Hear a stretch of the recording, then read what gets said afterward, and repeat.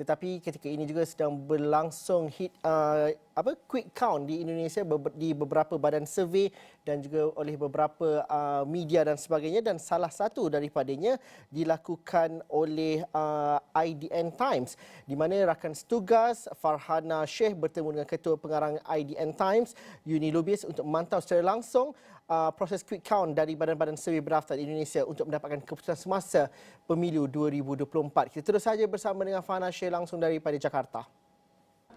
Baik, terima kasih rakan di studio. Jadi selesai sudah proses mengundi bagi pemilu 2024 pada pukul 1 petang tadi.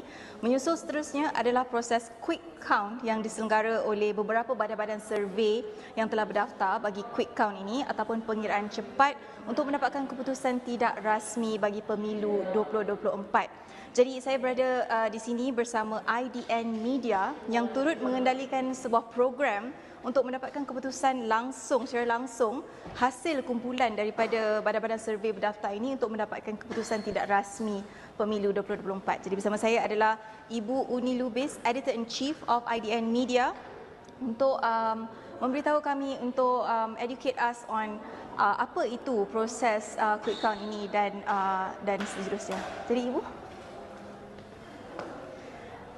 Jadi Ibu, kita mahu mengetahui lebih dalam bagaimana proses quick count ini and what is the margin of error when it comes to this quick count process. Okay, thank you. I'm from IDN Times, so IDN Media is our group. So basically, we have in this election 2024 more than 820,000 ballot stations. So the quick count or exit poll, actually the one that when we do this interview, not yet quick count but exit poll. So meaning that like the voter actually interview by the representative of the pollster company. They deploy the enumerator, the interviewer in certain number of ballot station that can represent the number, the percentage of the result of the election. But for the exit poll is like survey. So people can regret or denial not answer the question. That's also the highlight, yeah. For the quick count is the real number of recapitulation in each ballot station. Yeah, so that's why the three camp deploy their witness, yeah, to make sure when they do the recap and then they will take a picture so they can use this if the final result in election commission, national election commission is different. So they can track in which step, because from the ballot station and then go to the county, to the district, to the province, and then to the national. So I think that thing happened. We only start to officially can announce the exit poll and quick count at 3 p.m. after all of the ballot station nationwide officially closed. Right. So the margin error, yes, I think it's similar with the survey. Is about 2.5 and until 2.9% margin error. It's very tiny. Very tiny. Yeah. Yeah. Okay. All right. So obviously IDN Times, IDN Media has observed many elections in the past. How do you observe this election this time around? What are some of the highlights and things that might be different that you see as compared to before? Oh, the obvious difference is the fact that the son of the existing president running as a vice presidential candidate, that makes for the first time in our history, included in the new order baru, and then the order reformasi, which is in the last, this is the 5th election, direct Kesemua election. TPS ini adalah untuk Never ever we saw that the president is really involved, quote unquote, in the election to make sure that the Prabowo Subianto and Gibran Rakabuming Raka is gonna win the election. That's really big difference. Right.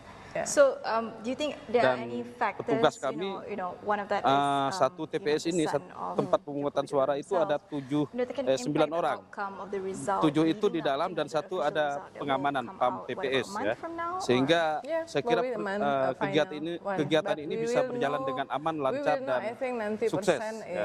in the Untuk next, antusias masyarakat saya probably kira luar 40 hours. Yeah. Of course, obviously will give an impact because I mean they have anything, they have budget, they have any support from the any related people in the government. If you can see that some of the minister, included the state-owned minister Erick Thohir, actually directly involved in the campaign. So the people questioning whether all the process actually involving the state budget in the ministries or not. Of course, they always answer this is not involving the state budget, but it's normal if the people hard to believe that kind of statement. Right. So, being, a media house here covering, such an important election, the third biggest democracy in the world, what is the importance of media, especially ensuring, throughout this whole election process that everything is of check and balance? Yeah, I think the media role is really important, even though, honestly speaking, I think in the last 10 years or maybe 5 years, there is a rising involvement and influence of the social media, which also give the impact to us as a journalist and media. The problem is the business of media is kind of like become more difficult. The lack of power, the lack of number of journalists also that's become the consideration.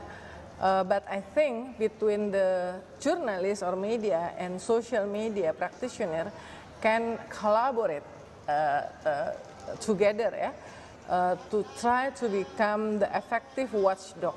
Because I think during the election, the most important task for the media and journalists is the track record, ensuring that we publish the track record of the candidate, not only the president and vice president, and also fact-checking. So the fact-checking, that's things that the media can doing that because we are kind of like have to obey our code of ethic, right? Right. But while the social media practitioner, they just share the content, share the information, but most of them without fact-check. Right. Yeah. So we should optimistic that the media role is still important. Definitely, Yeah. definitely. Right, Ibu, last question. Just based off, I guess, your own personal opinion, how do you foresee the official result of the Pemilu 2024? I just, because we have a special event for the Quick Count talk show, we just got update it's like 35 to 36% of the votes actually counted. By the pollster, we cooperate with 3 pollsters that related with 3 camps, so kind of like balance, yeah. So according to the study, that we need to wait until 80% of the votes actually counted. Right. So the number, the percentage will be more stabilized. So until now, it's too early to call. It's too early to call. Yeah. Right, so there's no inclination to, as of And anyone yet? so far, 02, which is Pak Prabowo Subianto and Gibran is front runner, leading more than 50%. You know Putaran that. 1, putaran 2? Oh, it's too early to call too. Yeah. Right.